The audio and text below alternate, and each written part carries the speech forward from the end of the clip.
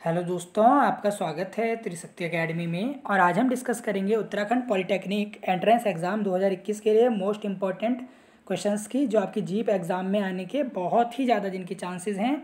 और आज हम जानेंगे आवर इन्वायरमेंट के बारे में। आवर इन्वायरमेंट आपका एक चैप्टर है क्लास 10th में साइंस में।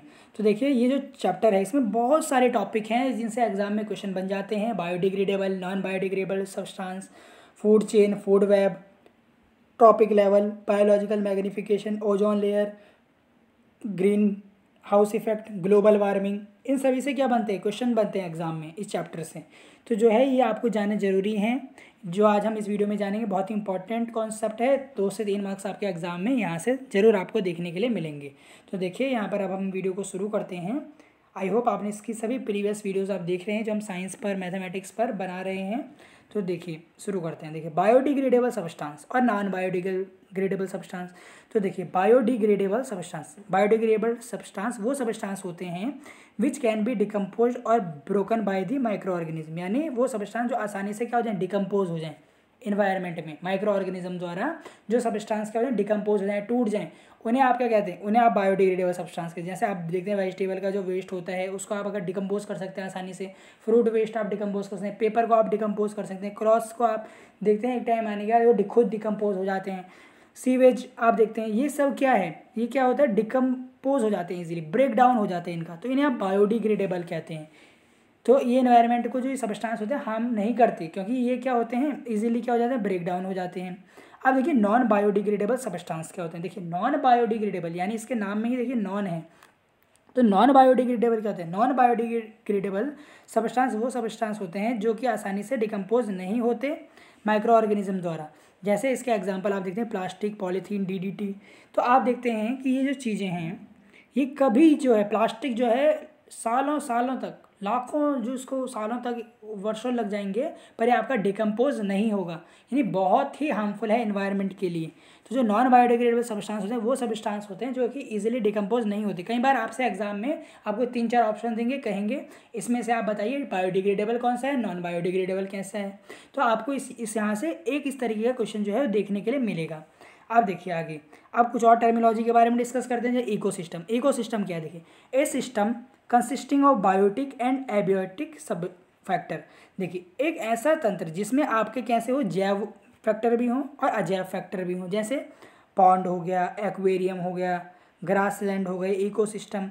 तो यानी ये सब क्या होते हैं, जैविक और अजैविक चीज़ों से मिलकर क्या बनता है, आपका इकोसिस्टम बनता है। जो हमारे आसपास में जो जैविक चीज़ें हैं जिनमें मतलब आप देखते हैं लाइफ है, और जो नॉन लिविंग थिंग्स है, उन सभी चीज़ों से मिलकर क्या बनता है हमारा, उन सभी चीज़ों से मिलकर हमारा इकोसिस्टम बनता है। क्या बनता है, इकोसिस्टम। तो ये आप ध्यान रखिए। फिर देखिए, प्रोड्यूसर क्या होते हैं। प्रोड्यूसर आप ग्रीन प्लांट को कहते हैं। कई बार एग्जाम में आते हैं व्हाट आर प्रोड्यूसर। तो आपके एग्जांपल में अगर ग्रीन प्लांट है तो ग्रीन प्लांट क्या होते हैं, प्रोड्यूसर होते हैं। They produce their own food by converted the solar energy into chemical energy. देखिए, जो प्रोड्यूसर होते हैं वो क्या करते हैं, सौर ऊर्जा का, सूर्य की ऊर्जा का क्या करते हैं, इस्तेमाल करके फूड खुद बना लेते हैं, यानी अपना फूड स्वयं तैयार करते हैं। तो सोलर एनर्जी इनको काइनेटिक, इसमें देखिए केमिकल एनर्जी में कन्वर्ट कर देते हैं during photosynthesis. Producer are the plants, green plants that produce their own food by converting the solar energy into chemical energy during photosynthesis। Photosynthesis के दौरान ही क्या करते हैं, सोलर एनर्जी को केमिकल एनर्जी में कन्वर्ट कर देंगे। ये आपको ध्यान रखना है। फिर आप देखिए, हर्बीवोरस क्या होते हैं, बहुत ही ईजी है। हर्बीवोरस क्या होते हैं, देखिए, जो एनिमल क्या होते हैं, प्लांट पर डिपेंड रहते हैं, वो हर्बीवोरस हैं। जो एनिमल ईट करते हैं, एनिमल को उनका मांस खाते हैं, उनको आप कार्निवोरस कहते हैं। ये बहुत आसान है। कंज्यूमर क्या होते हैं, देखिए, सेकंड लेवल ऑर्गेनिज्म, जो सेकंड लेवल के ऑर्गेनिज्म होते हैं जो कि प्लांट पर डिपेंड करते हैं, उन्हें आप क्या कहते हैं, कंज्यूमर कहते हैं। क्या कहते हैं, कंज्यूमर, जो कि प्लांट पर डिपेंड रहते हैं, that depend on plant directly और इनडायरेक्टली।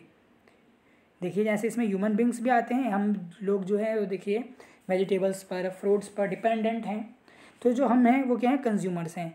जो आपका जो एनिमल्स हैं वो क्या करते हैं, घास पर डिपेंड रहते हैं, तो वो भी क्या है, आपके कंज्यूमर है, जो कि आपके प्रोड्यूसर पर क्या रहते हैं, डिपेंडेंट रहते हैं। कई बार पूछा जाता है कंज्यूमर किस पर डिपेंडेंट रहते हैं, तो प्रोड्यूसर पर।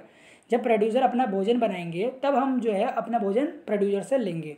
चलिए, अब देखिए, डिकम्पोजर क्या होते हैं, microbes that decompose that remain of organism, यानी जो ऐसे माइक्रो ऑर्गेनिज्म जो कि डेड, जो आपके सबस्टांस होते हैं, जो मृत जीवी होते हैं, उनको अपने फूड के रूप में इस्तेमाल करते हैं। जैसे आपके फंजाई हो गए और बैक्टीरिया, ये क्या होते हैं, मृत जीवी होते हैं, जो डेड ऑर्गेनिज्म होते हैं उनको एज अ फूड के रूप में इस्तेमाल करते हैं। तो ये क्या आएगा, डिकम्पोजर आपका इसका आंसर होगा। तो ये देखिए, ये आपने इस टर्मिनोलॉजी के बारे में जान लिया। अगर किसी से भी क्वेश्चन आएगा अब आप आसानी से बता देंगे कि जो प्रोड्यूसर है वो ग्रीन प्लांट पर डिपेंडेंट रहता है, अपना फूड जो है वो सोलर एनर्जी से केमिकल में कन्वर्ट करता है।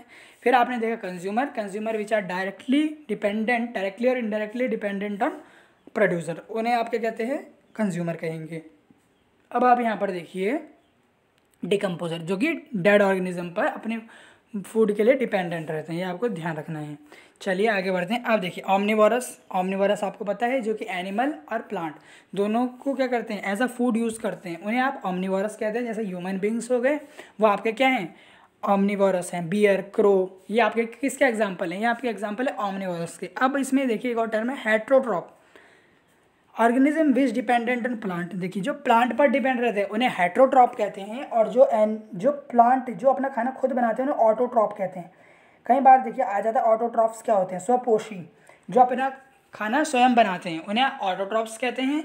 और जो अपना भोजन जो है वो किसे प्राप्त करते हैं, प्लांट या एनिमल से प्राप्त करते हैं, उन्हें आप हेट्रोट्रॉप्स कहते हैं। ये आपको ध्यान रखना है। चलिए आगे बढ़ते हैं। अब यहाँ पर आप देख रहे हैं एक फूड चेन है। फूड चेन देखिए, फूड चेन होती क्या, देखिए फूड चेन देखिए एक सीक्वेंस है लिविंग ऑर्गेनिज्म का, जिसमें एक लिविंग ऑर्गेनिज्म दूसरे लिविंग ऑर्गेनिज्म को एज अ फूड यूज़ करते हैं। एग्जाम्पल देखिए, जैसे प्रोड्यूसर हैं यहाँ पर ये ग्रीन ग्रास, आप यहाँ पर देख रहे हैं, इसको मैं नंबर 1 देता हूँ। सबसे पहले देखिए जो ग्रास है ये सन और वाटर की हेल्प से ग्रास हुई, ग्रीन प्लांट्स आपके बने, ठीक है। फिर आप देखिए जो प्राइमरी कंज्यूमर है, प्राथमिक जो कंज्यूमर है ग्रास ऑफर, वो ग्रास ईटिंग करता है, वो ग्रास खाता है, तो ये सेकंड हो गया आपका प्राइमरी कंज्यूमर, ये आपका क्या हुआ, प्राथमिक कंज्यूमर। फिर सेकेंडरी कंज्यूमर जो होगा ये किस पर डिपेंडेंट है अपने भोजन के, जो फ्रॉग है वो किस पर डिपेंडेंट है, ग्रास ऑफर पर डिपेंड है, क्योंकि वो तो घास खाएगा नहीं, तो वो क्या खाएगा, ग्रास ऑफर। तो ये तीसरी श्रेणी में आ गया। फिर आ गया देखिए स्नेक खाएगा फ्रॉग को, यानी आप देख रहे हैं कि जो ग्रास है वो कौन अपने फूड की तरह यूज़ कर रहा है, ग्रास ऑफर को कौन अपने फूड की तरह यूज़ कर रहे हैं, फ्रॉग को कौन अपने फूड की तरह यूज़ कर रहा है, स्नेक। और हॉक जो आपकी चील है वो किसको खाती है, स्नेक को, तो हॉक का फूड क्या हो गया, स्नेक। और ये जो जब हॉक जो है आपका क्या हो जाता है, डेड हो जाता है, तो ये किस पर हॉक कौन यूज़ करता है, फंजाई, जो डेड प्लांट, जैसे मैंने अभी आपको बताया था बैक्टीरिया, ये डिकम्पोज होकर ये इसमें लग जाएंगे, ये इसको अपने ऐसे फूड यूज़ करेंगे। जब इसका डेड जो ऑर्गेनिज्म जब ये डेड हो जाएगा तो इसको अपने फूड की तरह यूज़ करेंगे बैक्टीरिया। तो आपने देखा कि एक इस फूड चेन में हर ऑर्गेनिज्म दूसरे पर डिपेंडेंट है, हर ऑर्गेनिज्म दूसरे पर डिपेंडेंट है। यह आपने यहाँ पर देखा। जैसे आप ह्यूमन बींग्स में ले सकते हैं, हम क्या करते हैं, वेजिटेबल्स को अपना फूड यहाँ पर इस्तेमाल करते हैं, और वेजिटेबल सनलाइट लेते हैं। तो आपने देखा कि यहाँ पर सब एक दूसरे पर डिपेंडेंट हैं। अगर आपकी फूड चेन में एक भी जो है, अगर ऐसे फ्रॉग गायब हो जाए, ग्रास ऑफर गायब हो जाए, तो जो है वो बहुत ही ज़्यादा दिक्कत हो जाएगी, फूड चेन आपकी ख़राब हो जाएगी। ये आपको ध्यान रखना है। फूड चेन आई होप आप समझ गए। अब इसी में एक क्वेश्चन आता है फूड वेब क्या होता है। देखिए अगर आप बहुत सारी फूड चेन को आपस में मिला लें, the network of food chain, देखिए अगर आप फूड चेन का एक नेटवर्क बना लें बहुत बड़ा, जिसमें बहुत सारे ऑर्गेनिज्म आ जाएं, तो उसे आप फूड वेब कहेंगे। बस यही अंतर है, आपको देखना है इसमें। तो चलिए आप देखते हैं ट्रॉफिक लेवल क्या है। Trophic level, any one step of the food chain at which the transfer of energy take place. देखिए जैसे ही आपकी एनर्जी देखिए ट्रांसफ़र होती है तो आपकी एनर्जी देखिए कम होती जाती है। कैसे, जैसे सन के पास आप मानिए कि सबसे ज़्यादा एनर्जी है, वहाँ पर मानिए 1000 जूल है, तो जो ग्रास ने ली वो उसका 10% ली, फिर उसका 10% कौन लेगा, ग्रास ऑपर। फिर ग्रास ऑपर की जो एनर्जी होगी उसका 10% कौन लेगा। इस तरीके से जो एनर्जी होती है वो कैसे होती है, घटती जाती है। कैसे होती है, घटती जाती है। तो आप देखिए ट्रॉपिक लेवल क्या होता है, any one step of the food chain, जो ट्रांसफ़र करता है एनर्जी का, इसे आप क्या कहते हैं, ट्रॉपिक लेवल कहते हैं। पोषण स्तर कहते हैं, क्या कहते हैं, पोषण स्तर। तो जैसे जैसे पोषण स्तर नीचे आता है तो एनर्जी वहाँ पर आपकी कम होती जाती है। ये आपको ध्यान रखना है। अब आपको यहाँ पर देखना है बायोलॉजिकल मैग्नीफिकेशन क्या होता है। देखिए बायोलॉजिकल मैग्नीफिकेशन, जैव आवर्धन इसे बोलते हैं हिंदी में। देखिए it is the process where by certain substances such as pesticide और heavy metal move up to the food chain. देखिए जब आप क्या करते हैं, देखिए जब हम जो ह्यूमन बींग्स हैं वो अपना खाना देखिए फील्ड से प्राप्त करते हैं, खेतों में हम जो है अपनी फसल उगाते हैं और उसको एज अ फूड हम यूज़ करते हैं। तो आप देखिए अगर हम खेतों में फर्टिलाइज़र्स का देखिए यूज़ करेंगे तो फर्टिलाइज़र देखिए फर्टिलाइज़र पेस्टिसाइड बहुत ही हार्मफुल हैं, बहुत ही हार्मफुल होते हैं हमारी सॉइल के लिए। आप देखिए अगर हम वो अपनी सॉइल में डालेंगे तो क्या होगा, जो हमारा फूड होगा उसमें उसका इफेक्ट आ जाएगा। It is a process where certain substances, देखिए कुछ सब्सटेंस जब हमारे भोजन में मिल जाते हैं जो हम खाते हैं, जैसे आपने वीट एग्जाम्पल लिया, राइस एग्जाम्पल लिया, उसमें कुछ केमिकल पेस्टिसाइड्स के कुछ सब्सटेंस आ गए तो वो हमारी क्या करेगा, हमारी फूड चेन को ख़राब कर देगा। जो हम भोजन लेंगे उसमें क्या हो जाएगा, देखिए इम्प्योरिटीज़ आ गई, तो इसे ही आप बायोलॉजिकल मैग्नीफिकेशन कहते हैं, जहाँ पर कुछ सब्सटेंस जो होते हैं हमारे फूड चेन में ऐड अप हो जाते हैं, फूड चेन में ऐड अप हो जाते हैं, उसे ही आप क्या कहेंगे, बायोलॉजिकल मैग्नीफिकेशन कहेंगे। ओजोन आपको पता है 3 एटम ऑफ ऑक्सीजन से मिलकर बना होता है और ये कहाँ प्रेजेंट होता है, आपके स्ट्रेटोस्फीयर में। पृथ्वी के ऊपर देखिए एक ट्रैपोस्फीयर के ऊपर परत होती है स्ट्रेटोस्फीयर, जो 80 किलोमीटर अबव होती है लगभग पृथ्वी से। तो यहाँ पर आप देखिए जो स्ट्रेटोस्फीयर मैंने आपको बताया, इसमें ओजोन लेयर प्रेजेंट होती है। ओजोन लेयर क्या होती है, जो हार्मफुल यूवी रेज होती हैं उनको हमारी पृथ्वी पर आने से बचाती हैं। और आपको पता होगा कि जो ओजोन लेयर है वो एज अ हमारे लिए क्या, एक प्रोटेक्टिव शील्ड की तरह कार्य करती है, तो ये आपको ध्यान रखना है। फिर देखिए ग्लोबल वार्मिंग क्या है, ग्लोबल वार्मिंग देखिए क्या है, increase in temperature of whole earth due to increase in green house effect. देखिए पृथ्वी का जो तापमान है देखिए वो निरंतर बढ़ता जा रहा है, किसके कारण, ग्रीन हाउस गैसेस के कारण। ग्रीन हाउसेस गैसेस क्या होती हैं, देखिए जब सनलाइट हमारी पृथ्वी पर आती है तो सनलाइट क्या जिस तरीके से आ रही है उस तरीके से वापस भी जानी चाहिए, पर ऐसा नहीं होता। कुछ ग्रीन हाउस गैसेज जैसे कार्बन डाइऑक्साइड, मीथेन, ये क्या करती हैं, एक आवरण बना लेती हैं पृथ्वी के चारों ओर, जिससे वो लाइट जो है रिफ्लेक्ट नहीं हो पाती वापस। इससे क्या होता है कि वो जो सूर्य की जो ऊर्जा है वो पृथ्वी पर ही रह जाती है, जिसके कारण क्या होता है, हमारी पृथ्वी गर्म हो जाती है। ये आपको ध्यान रखना है, यही ग्लोबल वार्मिंग है। और ग्रीन हाउस गैसेज मेन जो है वो कार्बन डाइऑक्साइड है आपकी। अब आप यहाँ पर देखिए पॉल्यूशन कितने तरीके, पॉल्यूशन क्या होता है, देखिए कंटामिनेशन ऑफ इन्वायरमेंट, यानी जिससे आपका जो पर्यावरण है वो क्या हो रहा है, समाप्त हो रहा है, कंटामिनेट हो रहा है। यानी कंटामिनेशन का मतलब है कि आपके इन्वायरमेंट को हार्म हो रहा है, तो उसे आप पॉल्यूशन कहेंगे। तो देखिए एयर पॉल्यूशन, जो कि आप देखते हैं एयर में जो पॉल्यूशन हो उसे एयर पॉल्यूशन आप कहते हैं। ऐसे ही वाटर पॉल्यूशन, पेस्टिसाइड्स का इस्तेमाल, इंडस्ट्रियल वेस्ट आपकी नदियों में जाते हैं तो वाटर पॉल्यूशन हो जाता है। सॉइल पॉल्यूशन, आप केमिकल फर्टिलाइजर का इस्तेमाल करते हैं सॉइल में तो आपकी सॉइल पॉल्यूट हो जाती है। साउंड पॉल्यूशन, आप लाउड स्पीकर्स का, हॉर्न्स का इस्तेमाल करते हैं तो उससे आपका साउंड पॉल्यूशन होता है। ये पॉल्यूशन आपको मैंने बता दिए, इतने आपके पॉल्यूशन होते हैं, 4 टाइप के मेनली आप पढ़ेंगे जो। अब देखिए ये जो सब पॉल्यूशन है इनको आप कैसे रिड्यूस कर सकते हैं, तो देखिए 3 यहाँ पर आपने पढ़ा होगा, 3 R आपने पढ़े होंगे यहाँ पे, 3 R आपने पढ़े होंगे जो आप देख रहे हैं, रिड्यूस, रीयूज़ और रिसाइकिल। इन 3 चीज़ों द्वारा आप क्या कर सकते हैं, पॉल्यूशन के लेवल को कम कर सकते हैं, रिसोर्सेज को दोबारा से इस्तेमाल कर सकते हैं।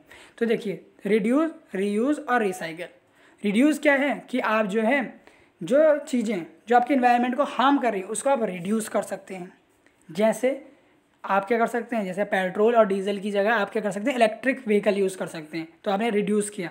फिर आप यहाँ पर देखिए आपका रीयूज़ क्या हुआ, रीयूज़ में आप देखिए कि किसी चीज़, आप देखिए प्लास्टिक के गिलास का इस्तेमाल ना करके, डिस्पोजल का इस्तेमाल ना करके आप जो है स्टील के गिलास का इस्तेमाल करें। आप जो है वो प्लास्टिक कप्स का इस्तेमाल ना करके जो है कुल्हड़ का इस्तेमाल करें, तो इससे क्या होगा, वो आपको बायोडिग्रेडेबल है, इजीली क्या हो जाएगा, डिकम्पोज हो जाएगा। रीयूज़ आपका हो गया। रिसाइकल यानी बार बार उस चीज़ को इस्तेमाल करना। जैसे आपने देखा है कि जो आपकी कॉपीज़ होती हैं वाइट पेज की, जब आप वो पूरी भर जाती हैं तो वो क्या होती हैं, रिसाइकल होती हैं, फिर वो आपकी ब्लैक पेज की रफ रजिस्टर बन जाता है। तो आप उसको क्या कर रहे हैं, रिसाइकलिंग, बार बार उसका इस्तेमाल कर रहे हैं, तो रिसाइकलिंग। तो इन 3 चीज़ों द्वारा आप क्या कर सकते हैं, इन्वायरमेंट को जो है वो हार्म होने से बचा सकते हैं। ये बहुत ही देखिए अच्छा यहाँ पर उपाय है 3 R का। आपसे कभी भी एग्जाम में ये पूछा जाता है कि रिड्यूस, रीयूज़, आपसे कोई आपको स्टेटमेंट देगा, इसमें बोलेगा कि रिड्यूस हो रहा है, रीयूज़ आपने किया, रिसाइकल किया, इस तरीके से आपसे पूछ सकते हैं। 3 R का मतलब भी आपसे पूछ सकते हैं। तो चलिए अब यहाँ पर कुछ क्वेश्चंस के बारे में डिस्कस करें। हमने ब्रीफ में देखिए इस चैप्टर के बारे में डिस्कस किया, आई होप आपको समझ में आया होगा। आप देखिए अल्ट्रा वायलेट जो रेज होती हैं आपकी, जो आपकी यूवी रेज होती हैं, जो यूवी रेज होती हैं वो क्या करती हैं, इसमें से देखिए एड्स, स्किन कैंसर, टीबी या स्मॉल पॉक्स। देखिए तो इसका आंसर क्या आएगा, देखिए आप सभी को पता है कि जो यूवी रेज होती हैं वो हमें क्या करती हैं, स्किन कैंसर, क्या करती हैं, skin cancer. Which one of the following disease are sexually transmitted? Gonorrhoea, syphilis, AIDS या ऑल ऑफ दिस?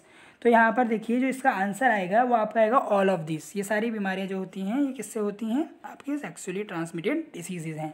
अब यहाँ पर देखिए ग्रीन हाउसेज इफेक्ट किसके कारण होता है? मैंने आपको बताया था कार्बन डाइऑक्साइड और मीथेन के कारण। तो इसका आंसर ये आएगा सी। देखिए due to green house effect, green house effect के कारण पृथ्वी का टेम्परेचर क्या हो रहा है? बढ़ रहा है, तो राइजिंग आएगा। आसान क्वेश्चन है। Contamination of water is caused due to, जो आपके जो वाटर कंटेमिनेट हो रहा है, वाटर आपका कंटामिनेट हो रहा है, वाटर क्या हो रहा है? आपका कंटामिनेशन हो रहा है वाटर का, तो किसके कारण हो रहा है? रफ फेज के बारे कारण, इंडस्ट्रियल वेस्टेज के कारण, इंडस्ट्रीज़ के कारण, या नॉन ऑफ दिस के कारण? तो इंडस्ट्रियल वेस्ट जो होता है वाटर में जाता है, इसके कारण क्या होता है? आपकी जो वाटर है वो कंटामिनेट हो रहा है। अब देखिए ग्रीन हाउस इफेक्ट को कैसे मिनिमाइज कर सकते हैं हम? पिसिकल्चर, एग्रीकल्चर, सिल्वीकल्चर, यानी सिल्वीकल्चर का मतलब है फॉरेस्ट को ज़्यादा, फॉरेस्ट आवर्धन यानी वन आवर्धन, यानी आप वनों को ज़्यादातर बढ़ाएं। एग्रीकल्चर से क्या है इसमें, जिससे आप ग्रीन हाउस इफेक्ट को क्या कर सकते हैं? मिनिमाइज कर सकते हैं। जिससे आप देखिए ग्रीन हाउस इफेक्ट को मिनिमाइज कर सकते हैं। आपको इसका आंसर देखिए यहाँ पर बताना है। तो यहाँ पर देखिए पिसिकल्चर, देखिए मत्स्य पालन यहाँ पर होता है। पिसिकल्चर का अर्थ जो होता है वो होता है आपका मत्स्य पालन। क्या होता है आपका? मत्स्य पालन होता है। तो ग्रीन हाउस इफेक्ट देखिए किसके कारण यहाँ पर आप जो है वो कम कर सकते हैं। जो ग्रीन हाउस इफेक्ट है वो आप किसके कारण यहाँ पर कम कर सकते हैं? तो ऑल ऑफ दीज थ्री, यहाँ पर इसका आंसर रहेगा। तीनों से आप क्या कर सकते हैं? इसको रिड्यूस कर सकते हैं ग्रीन हाउस को। जो किलर गैस है भोपाल गैस, जो ट्रेजिडी हुई थी, जो भोपाल गैस कांड हुआ है, त्रासदी जिसे आप कहते हैं, ट्रेजिडी, तो वो जो है किस गैस के कारण हुई है? Methyl isocyanate, carbon monoxide, ozone या सल्फर डाइऑक्साइड? तो इसका आंसर आएगा मिथाइल आइसोसाइनेट। कई बार एग्जाम में पूछा जाता है, इसके ज़्यादा चांस है एग्जाम में आने के लिए, इंपॉर्टेंट क्वेश्चन है। ऐसी कौन सी डिजीज़ है जो कि आपकी क्या है? वायरस से फैलती है? तो एड्स, सिफिलिस, मलेरिया या कोल्ड? तो यहाँ पर क्या आएगा आपका? एड्स। क्या आएगा यहाँ पर? आपका एड्स आएगा। तो अब यहाँ पर एक क्वेश्चन है, देखिए मेन इफेक्ट ऑफ रेडिएशन।